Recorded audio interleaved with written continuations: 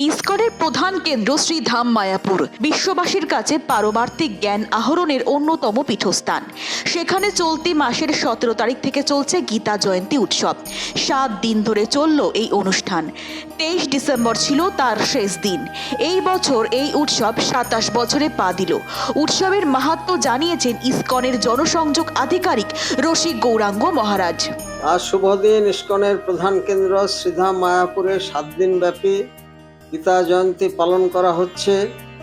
আজ এই দিনে কুরুক্ষেত্রের রণাঙ্গনে অমিত শক্তিশালী ধনুর্ধর অর্জুনকে ভগবান শ্রীকৃষ্ণ 5156 বৎসর পূর্বে যে জ্ঞানগর্ভ উপদেশ দান করেছিলেন হতাশাগ্রস্ত অর্জুনকে, সেই জ্ঞানগর্ভ কথোপকথনই গীতা এবং গীতার আলোকে বিশ্ববাসীর হৃদয়কে উদ্ভাসিত এবং হতাশাগ্রস্ত বর্তমান যে সমাজ এবং ছাত্র সমাজ, ভক্তি বেদান্ত গীতা একাডেমির পাঠরত ছাত্রদের মনোবল বৃদ্ধির জন্য এই অনুষ্ঠানের সূচনা এবং ভগবান শ্রীকৃষ্ণের সর্বশ্রেষ্ঠ দান মানব কল্যাণের জন্য এই গীতা।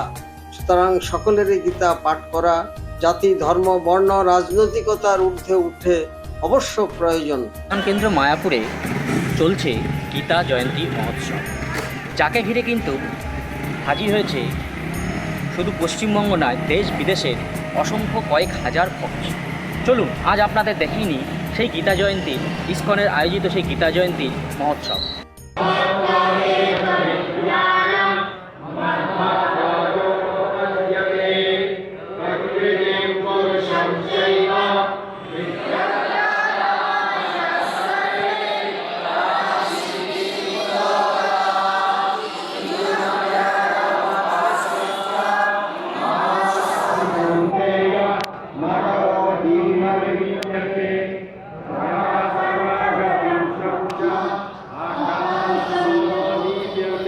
গত 17 ডিসেম্বর থেকে শুরু হয়েছে ইসকনের প্রধান কার্যালয় শ্রীধাম মায়াপুরে গীতা জয়ন্তী অনুষ্ঠান। এই গীতা জয়ন্তী তথা গীতা মেলাতে কিন্তু শুধু এই ইসকন ভক্ত শুধু নয়, স্থানীয়রা নয়, দূর দূরান্ত থেকে দেশ বিদেশের থেকে কিন্তু অসংখ্য ভক্ত আজ এই ইসকন গীতা মেলায় অংশগ্রহণ করছে। আমরা এখানে কথা বলে নেওয়ার চেষ্টা করব যারা কিন্তু এই গীতা মেলাকে কেন্দ্র করে দূর দূরান্ত থেকে বহু পর্যটক তথা যে গীতা মেলাকে অংশগ্রহণ করতে, অর্থাৎ এই যে গীতা পাঠের যে অংশগ্রহণ করতে এসছে তাদের সাথে একটু কথা বলার চেষ্টা করে নেব। এখানে কিন্তু দূর দূরান্ত থেকে যে ভক্তরা রয়ে এসছে তাদের সাথে একটু কথা বলে নেওয়ার চেষ্টা করব। তবে একটু কথা বলছি, আপনারা তো গীতা জয়ন্তীতে এসছে, কোথা থেকে এসছে? আমি বাংলাদেশ থেকে। বাংলাদেশ। এই গীতা মেলা উপলক্ষে গীতা পাঠের, তাই তো? মানে হঠাৎ এই ইসকনের আয়োজনে এই গীতা পাঠে আসা কেন? হ্যাঁ, এই গীতা পাঠে আসা কেন, মানে এই অনুষ্ঠানটাতে আসা কেন? এই অনুষ্ঠানটা খুবই গুরুত্বপূর্ণ, খুবই মাহাত্ম্যপূর্ণ। আজকের এই দিনে ভগবান শ্রীকৃষ্ণ অর্জুনকে এই গীতার জ্ঞান দিয়েছিল। তো এই জ্ঞানের দ্বারা আমরা পরিপুষ্টি লাভ করতে পারবো এবং সমাজ বলেন, রাজনীতি বলেন, সবকিছু এই গীতার জ্ঞানের দ্বারা পরিচালিত হলে দেশের মধ্যে কোনো অরাজকতা, অশৃঙ্খলা এবং কিছু থাকবে না, আমরা সুশৃঙ্খল সুসংবদ্ধ জীবনযাপন করতে পারবে।